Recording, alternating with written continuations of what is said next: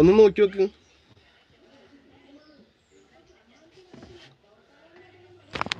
അയാനോടൊന്ന് ചോദിച്ചേക്ക്.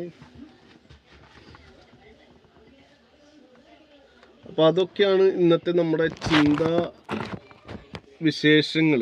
അപ്പൊ അതിനോട് നമ്മളോട് പ്രതികരിക്കാൻ പറ്റുന്ന ആർക്കും നമ്മളോടൊപ്പം കൂടെ ചേരാം. രാഖി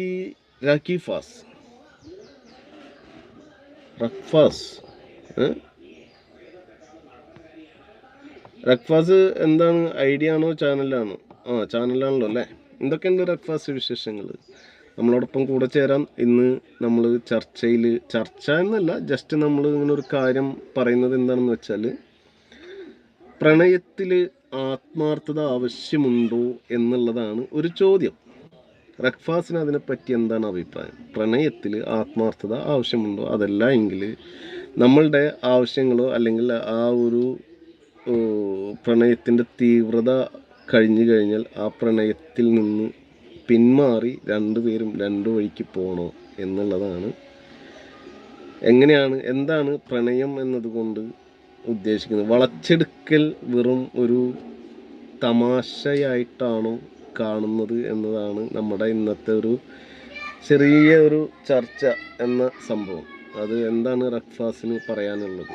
നമ്മളോടൊപ്പം കൂടെ ചേർന്നിട്ടുള്ള ഏതൊരു സുഹൃത്തുക്കൾക്കും അതിനെപ്പറ്റി പറയാം. നമ്മളെ കേൾക്കുന്ന കാണുന്ന എല്ലാ സുഹൃത്തുക്കളോടും അത് തന്നെയാണ് ചോദിക്കാനുള്ളതൊക്കെ കേട്ടോ. ഇനിയുമുണ്ടൊരു ജന്മമെങ്കിൽ എനിക്കു നീ ഇണയാകണം, പ്രണയമഴയുടെ നൂലിനറ്റം ഞാൻ പാറി പാറി. റക്ഫാസ് എന്ത് ചെയ്യുന്നു, എവിടെയാണ്, എന്താണ് എന്നുള്ളത്? റക്ഫാസിന് ഈ സ്നേഹം എന്നതിനെ പറ്റിയിട്ട് ഒന്നും പറയാനില്ല എന്നാണോ പറയുന്നത്? സുഹൃത്തിന് ആത്മാർത്ഥത എന്നതിനെ പറ്റിയിട്ട് പറയാൻ എന്തെങ്കിലും ഉണ്ടോ? അങ്ങനെ ഉണ്ടെങ്കിൽ അതിനെപ്പറ്റി പറയാം. പ്രണയം തന്നെ എന്നല്ല, പ്രണയം എന്ന് ഉദ്ദേശിച്ചത് ഒരു സ്നേഹബന്ധത്തെയാണ്. അത് കുടുംബ ബന്ധത്തിലാവാം, അതുപോലെ പ്രണയത്തിലാവാം, എന്തിനും ആവാം. അതൊരു സ്നേഹബന്ധത്തിൽ ആത്മാർത്ഥത ആവശ്യമുണ്ടോ, അതല്ല നമ്മളുടെ ആവശ്യങ്ങളെ കഴിഞ്ഞു കഴിഞ്ഞാൽ ആ ബന്ധങ്ങളെ ഒഴിവാക്കപ്പെടേണ്ടതാണോ എന്നുള്ളതാണ് നമ്മൾ ചിന്തിക്കേണ്ട കാര്യങ്ങൾ. കാരണം ഇപ്പോൾ ഇന്ന് നമ്മൾ പല വാർത്തകളും നമ്മളുടെ സോഷ്യൽ മീഡിയയിലൂടെയും ദൃശ്യമാധ്യമങ്ങളിലൂടെയൊക്കെ നമ്മൾ കേൾക്കുന്നുണ്ട്, കാണുന്നുണ്ട്. ഏറ്റവും അവസാനം നമ്മളിപ്പോൾ കേട്ടുകൊണ്ടിരിക്കുന്ന സെൻസേഷനായ ഒരു news, Kozhikode Nadakkavu police arrest ചെയ്തെന്ന് പറഞ്ഞ ഒരു ജിം ട്രെയിനർ ബഷീർ എന്ന സുഹൃത്തിൻ്റെയും, നമ്മുടെ സുഹൃത്തല്ല എങ്കിൽ പറയുമ്പോഴും ആ ഒരു ഇതിൽ പറയുന്നതാണ്, നമുക്ക് ആരും ഇവിടെ സുഹൃത്തുക്കളില്ല. അതുപോലെ തന്നെ മരണപ്പെട്ട പെൺകുട്ടിയുടെ പേരെന്താ, ഐഷ റഷ് ആനന്ദോ, പേരെനിക്ക് കറക്റ്റ് ഓർമ്മ വരുന്നില്ല. ബഷീർ എന്ന ഒരു ജിം ട്രെയിനർ എന്ന് കേട്ടത് എനിക്ക് ഓർമ്മയിൽ നിൽക്കുന്നുണ്ട്. നടക്കാവ് എന്ന സ്ഥലം എന്നും പറഞ്ഞു കേട്ടു, കോഴിക്കോട്. നമ്മൾ ആരെയും വ്യക്തിപരമായിട്ട് അറിയുന്ന ആളുകളല്ല, വ്യക്തിഹത്യകളായി മാറരുത് എന്നുള്ളത് കൊണ്ട് തന്നെ ശരിയും തെറ്റുകളുമൊക്കെ ഇനിയും അറിയാനിരിക്കുന്നുണ്ട്.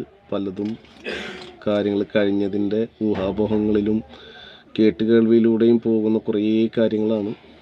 അപ്പോൾ അങ്ങനെയുള്ളൊരു സാഹചര്യങ്ങൾ നമ്മളിലേക്കൊക്കെ കടന്നു വരാതിരിക്കാൻ നമ്മളൊക്കെ ജാഗരൂകരായിട്ടിരിക്കേണ്ട ഒരു സംഭവം തന്നെയല്ലേ എന്നുള്ളതാണ് നമ്മുടെ ചോദ്യം.